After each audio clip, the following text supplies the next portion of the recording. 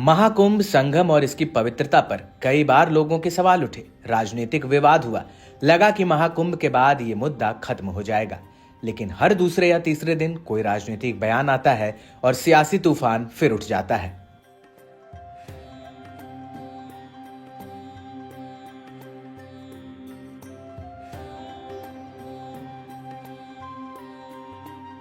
अब इस लिस्ट में नाम है महाराष्ट्र नवनिर्माण सेना के प्रमुख राज ठाकरे का, जिन्होंने महाकुंभ में स्नान करने को लेकर विवादित बयान दिया। उन्होंने कहा कि लोगों को अंधविश्वास से बाहर निकलना चाहिए। मैं उस गंगा के गंदे पानी को भी नहीं छूऊंगा जहां करोड़ों लोगों ने स्नान किया है।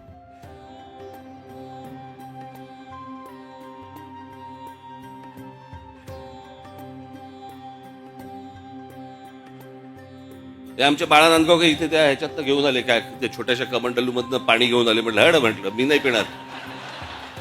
एक नदी या देशामधली स्वच्छ नाहीये, एक नदी. आणि आम्ही काय नदीला माता. परदेशामध्ये आम्ही अनेकदा जातो त्यावेळेला बघतो तिकडच्या नद्या स्वच्छ नद्या, ते काय तिकडे माता बिता म्हणत नाहीत, तरी नद्या स्वच्छ. आमच्याकडे सगळं पोल्युशनचं पाणी आतमध्ये, कोणी आंघोळ करतायत, कोणी कपडे धुतायत, काय वाटेल ते चालू आहे. राज ठाकरे के निशाने पर सिर्फ गंगा, यमुना या सरस्वती नदी के संगम का जल नहीं था, बल्कि उन्होंने देश भर की तमाम नदियों की शुद्धता पर ही सवाल खड़े कर दिए। राज ठाकरे ने देश में नदियों की स्वच्छता को लेकर सवाल खड़े किए, जिस पर अब बीजेपी समेत तमाम राजनीतिक दल हमलावर हैं। राज ठाकरे के इस बयान पर बीजेपी और उद्धव गुट ने निशाना साधा है।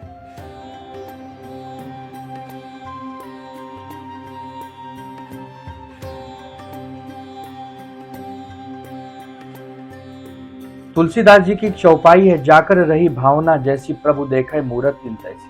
जिसकी जैसी भावना होती है वैसी उसको मूरत दिखाई देती है। करोड़ों करोड़ों हिंदू भाई बहनों को, सनातनियों को महाकुंभ में अपना धर्म दिखा, अपनी आस्था दिखी, अपनी भावना दिखी। गंगा मैया के प्रति, यमुना मैया और सरस्वती मैया के प्रति प्रेम दिखा। लोगों ने श्रद्धा की डुबकी लगाई, लोगों ने बहुत अच्छा जाकर वहाँ स्नान किया और पूजा अर्चना की। अब राज ठाकरे जी को लग रहा है कि गंगा मैया का जो पानी है वो बहुत प्रदूषित है, उसको हम छू भी नहीं सकते, पी भी नहीं सकते।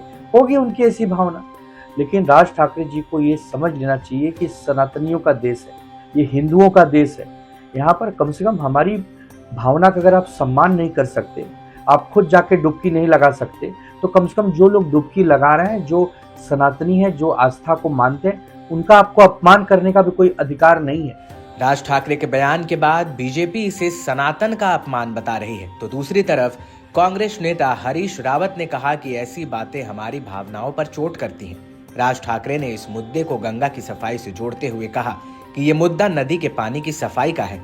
उन्होंने कहा कि आप अब विश्वास और अंधविश्वास के बीच का अंतर समझ गए होंगे।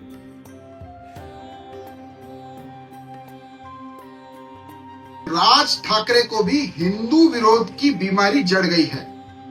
आज हमारे पवित्र हिंदू धर्म में माने जाने वाले पवित्र गंगा मैया का और गंगा जल का राज ठाकरे ने सरेआम जिस तरह के मजाक उड़ाया है, उससे हिंदू धर्म का उन्होंने अपमान किया है।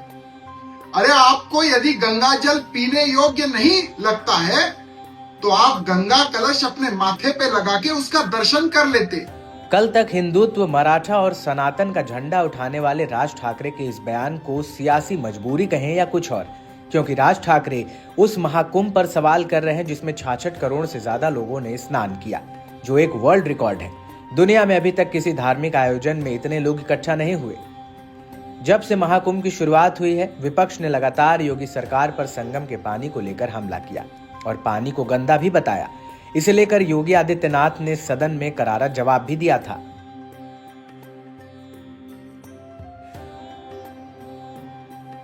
बीजेपी के सभी नेताओं को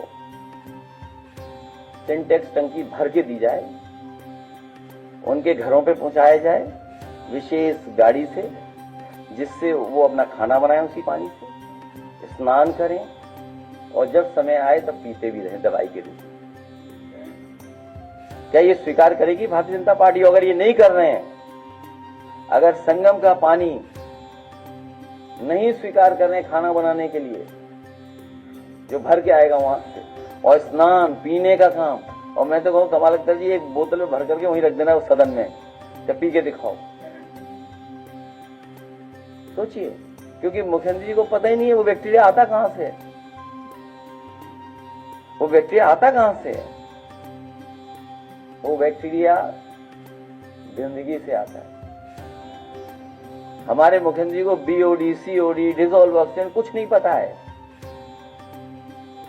अगर पता होता तो शायद इस भाषा का इस्तेमाल नहीं करते जो भाषा का इस्तेमाल कर रहे हैं वो सदन में।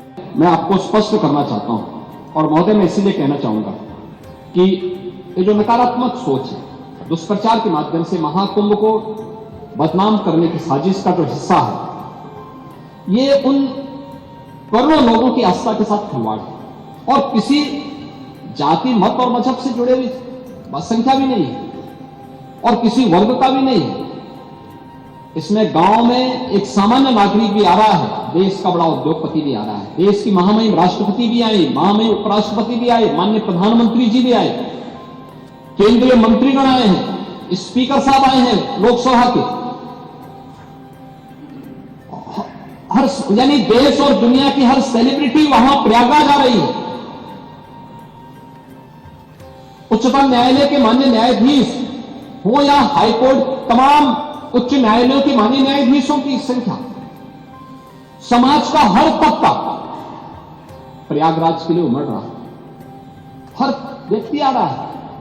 और क्या प्रचार करना बुरा था क्या हमें उत्तर प्रदेश की किसी उपलब्धि को, उत्तर प्रदेश की किसी आयोजन को देश और दुनिया के सामने नहीं ले जाना है क्या?